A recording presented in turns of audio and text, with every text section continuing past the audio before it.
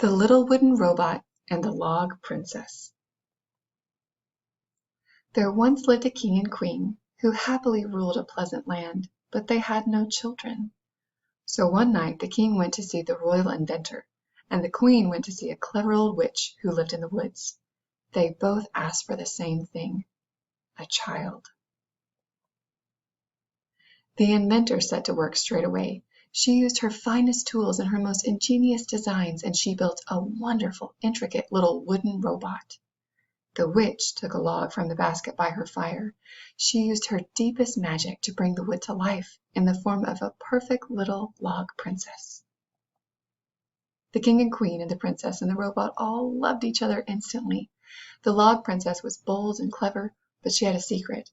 Each night when she fell asleep, she turned back into a log and would stay like that until she was woken by the magic words, "Awake, little log, awake." The little wooden robot was brave and kind. So kind, in fact, that he let a family of beetles nest in his workings, even though it tickled sometimes. Every day the robot would wake his log sister, and they would play in the castle and the gardens until the sun went down, and they were tired out. However, one morning a traveling circus came to visit, and the robot rushed down to the courtyard without waking his sister. On the stairs he passed a maid going up to tidy the princess's room. When the maid saw the log, she said, "Oh dear, a plain old log lying in the princess's bed. What a disgrace!" and threw it out of the window. At that very moment the little robot thought of his sister. "How selfish of me," he said to himself. "She's missing out on all these wonderful things," and he ran to her bedroom to wake her up. He looked at the empty bed in horror. "Where's the log?" he cried. "Oh, that," said the maid. "I threw it out the window." The robot looked out and spied the log rolling across the courtyard. He raced down, but the castle was atop a steep hill, and the log had rolled through the gate, over the drawbridge, and down toward the village.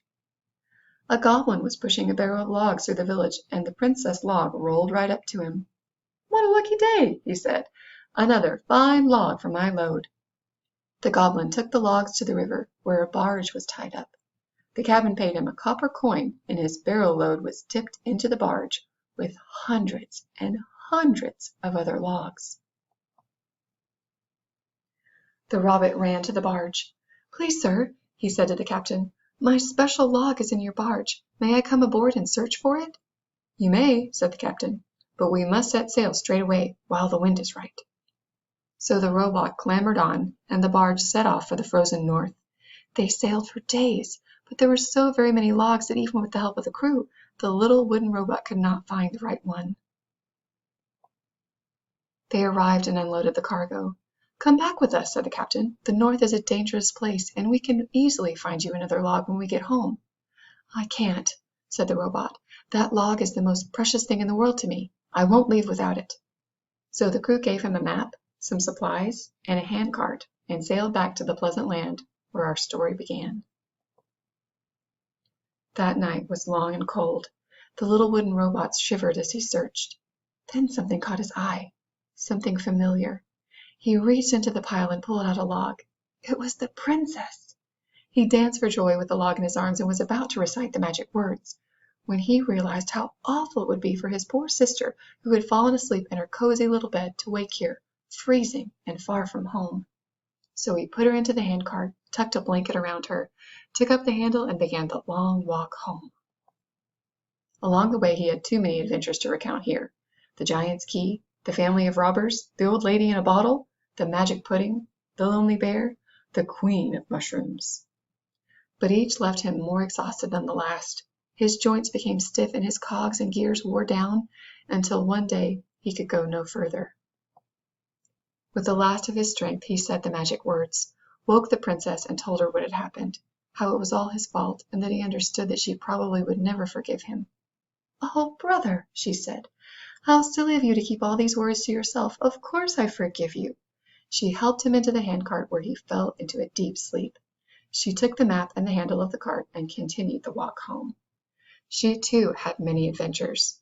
The mischievous pixies, the dragon's egg, the feuding hunters, the haunted well, the enormous blackbird, the baby in a rose bush. The princess knew that whatever happened, however tired she felt, she must not fall asleep.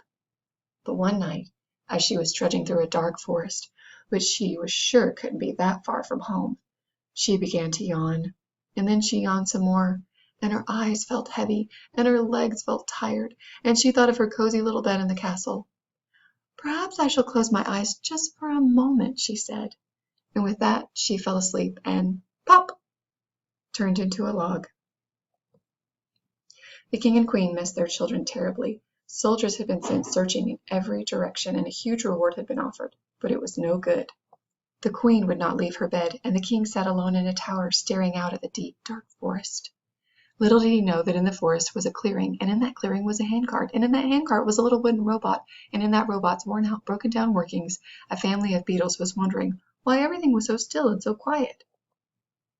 They climbed out and looked at the log and the robot, and they knew they must do something. So they stopped a passing mouse and asked him for help. And she asked a bird, who asked a rabbit, who asked a fox, and they all worked together to take the princess and the robot to the nearest house, the home of a clever old witch. The witch recognized the pair immediately. She woke the princess, repaired the robot, and set off for the castle. The king could hardly believe his eyes as he watched the little group, all crowded onto a broomstick, fly over the forest and set down in the castle courtyard. The robot and the princess and the queen and the king all hugged and laughed and cried. The witch was thanked, the month was declared a holiday for the whole kingdom, the beetles were each given a tiny golden medal, and they all lived happily ever after.